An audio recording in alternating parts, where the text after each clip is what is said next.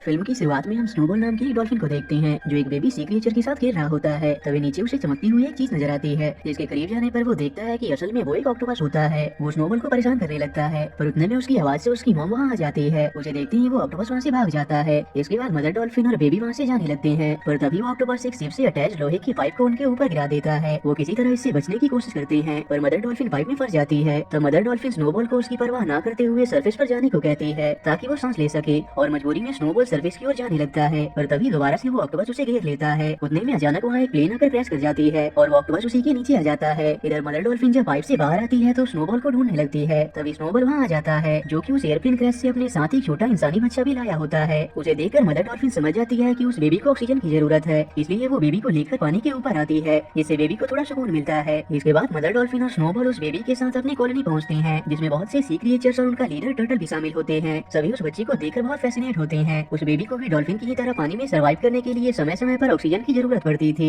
उनका लीडर उस बेबी की मासूमियत से बहुत इंप्रेस होता है और उसे अपने साथ रहने देने के लिए तैयार हो जाता है। मदर डॉल्फिन उस बच्चे को ल्यूकस नाम देती है। इसके बाद से समय यूं ही बीतता रहता है, जहाँ स्नोबॉल और ल्यूकस की बॉन्डिंग और भी स्ट्रॉन्ग हो जाती है और वो आपस में ब्रदर्स की तरह खूब मस्ती करते हैं और साथ में बड़े होते जाते हैं। एक दिन साथ में खेलते समय स्नोबॉल ल्यूकस से कहता है कि तुम डॉल्फिन नहीं हो, तुम बाकी सी क्रिएचर से अलग हो। इससे ल्यूकस अपने एग्जिस्टेंस को क्वेश्चन करने लगता है। इस पर स्नोबॉल उसे बताती है कि वो उसे समुद्र में हुए एक प्लेन क्रैश में मिला था। ये सुनकर ल्यूकस उसे उस प्लेन के पास ले जाने को कहता है। डरते हुए स्नोबॉल उसकी बात मान जाता है और वो दोनों उस प्लेन के मलबे को देखने जाते हैं। वहाँ ल्यूकस उस प्लेन के अंदर जाने के लिए उसका गेट खोल देता है, पर इससे सालों पहले वहाँ बंद पड़ा वो ऑक्टोपस भी आजाद हो जाता है, जिस बारे में उन्हें कोई आइडिया नहीं था। वहाँ ल्यूकस को एक लॉकेट मिलता है और वो उस पर मौजूद फोटो को अपनी माँ मानकर अपने साथ रख लेता है। वहीं उन्हें ढेर सारे चमकीले प्लैंक्टन्स मिलते हैं, जिन्हें खाने के बाद वो अपना होस्ट होकर खुशी से मस्ती करने लगते हैं। पर ये बात मदर डॉल्फिन को पता चल जाती है कि स्नोबॉल ने ल्यूकस को उसकी सच्चाई बता दी है और वो दोनों छुपकर उस फॉरबिडन एरिया में प्लेन के पास भी गए थे। इससे ल्यूकस मदर डॉल्फिन से गुस्सा हो जाता है, क्योंकि मदर डॉल्फिन ने उससे इतनी बड़ी बात को छुपाया था। इसलिए ल्यूकस को लगता है कि जरूर उस प्लेन में उसे उसकी असली माँ मिल सकती है और वो स्नोबॉल के साथ वहाँ चला जाता है। पर मदर डॉल्फिन उसे खतरे में ना डालने के लिए उन्हें बाहर ही रुकने को कहती है और खुद प्लेन में उसकी मॉम की तलाश में चली जाती है। पर तभी इसका फायदा उठाकर वो ऑक्टोपस मदर डॉल्फिन को वहीं बंद कर देता है। ल्यूकस उसे वहाँ से निकालने की बहुत कोशिश करता है, पर तभी उन्हें ऑक्सीजन की कमी होने लगती है। इसलिए मदर डॉल्फिन स्नोबॉल को ल्यूकस को बचाने के लिए उसे ऊपर ले जाने को कहती है और स्नोबॉल ऐसा ही करता है। इसके बाद वो दोनों अपने लीडर के पास पहुँचते हैं और मदर डॉल्फिन की मुसीबत में होने और उस ऑक्टोपस को इसका जिम्मेदार बताते हैं। इससे सभी को लगता है कि ऑक्टोपस तो बहुत पहले ही मारा जा चुका है। उतने में वहाँ वो ऑक्टोपस आ जाता है और सभी को बताता है कि अब वो पहले से बहुत ज्यादा पावरफुल हो चुका है और उसे ये पावर उन्हीं ग्लोइंग प्लैंक्टन्स को कंज्यूम करने से मिली है। वो सभी को बताता है कि अब मदर डॉल्फिन मारी जा चुकी है। इसके बाद वो अपने शरीर से इंक निकालकर सभी को हिप्नोटाइज करने लगता है,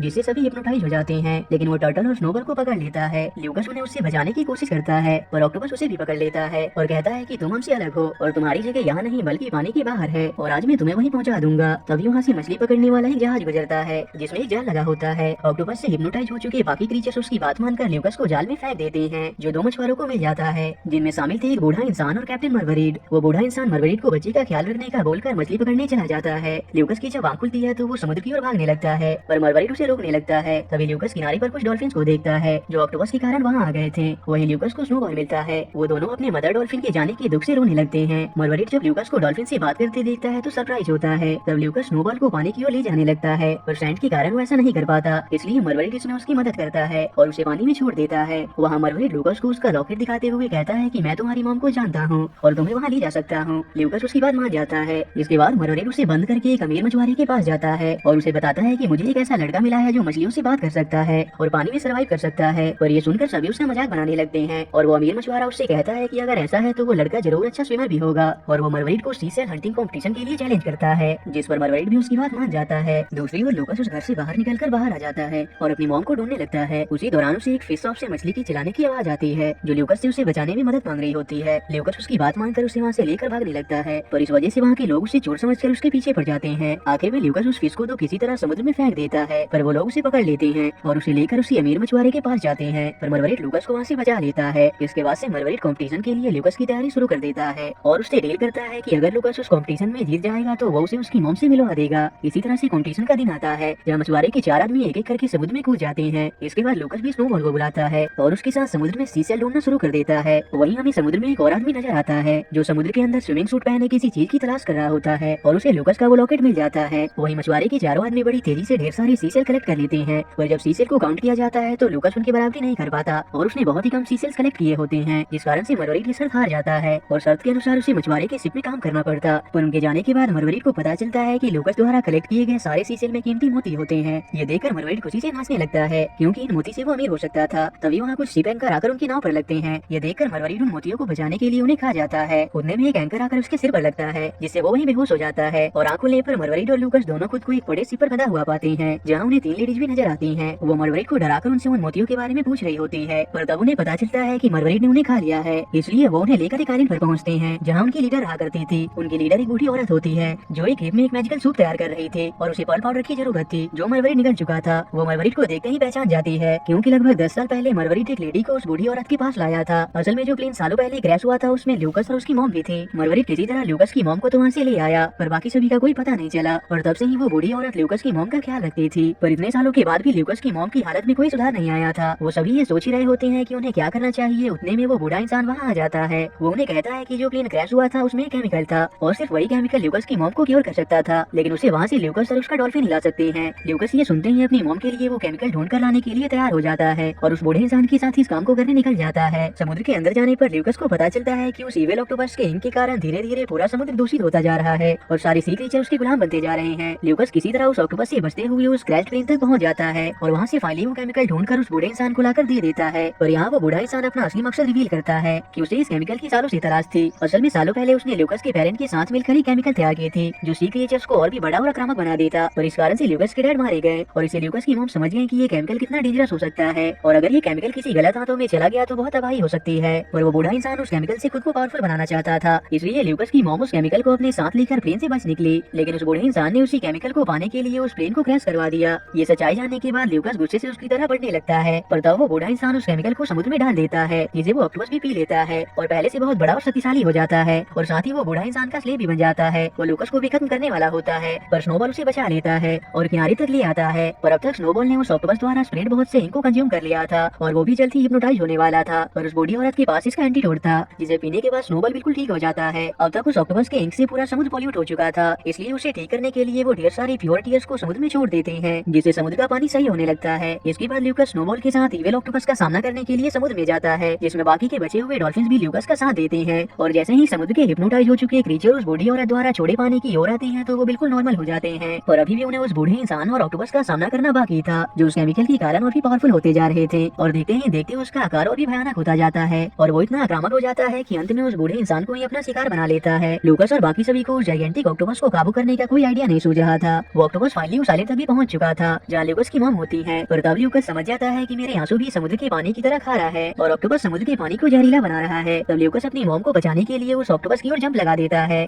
और सीधा उस डॉल्फिन के मुंह की ओर जा गिरता है और क्योंकि वो उस समय बहुत रो रहा होता है इसलिए सारे आंसू भी ऑक्टोपस के मुंह में जा गिरते हैं जिससे ऑक्टोपस साइज में बिल्कुल छोटा हो जाता है। पर सभी को लगता है कि इस सब में लूकस मारा जा चुका है, पर तब उसकी मॉम उसकी मदद के लिए आती है जिससे लूकस फाइनली सरफेस पर पहुंच जाता है और फाइनली बारिश के पानी के कारण समुद्र भी अब बिल्कुल नॉर्मल हो जाता है। अंत में वो ऑक्टोपस बहुत छोटा हो चुका था और अब उसकी सारी पावर जा चुकी थी और इसी के साथ ये मूवी यहीं एंड हो जाती है। I know higher powers taking hold on me.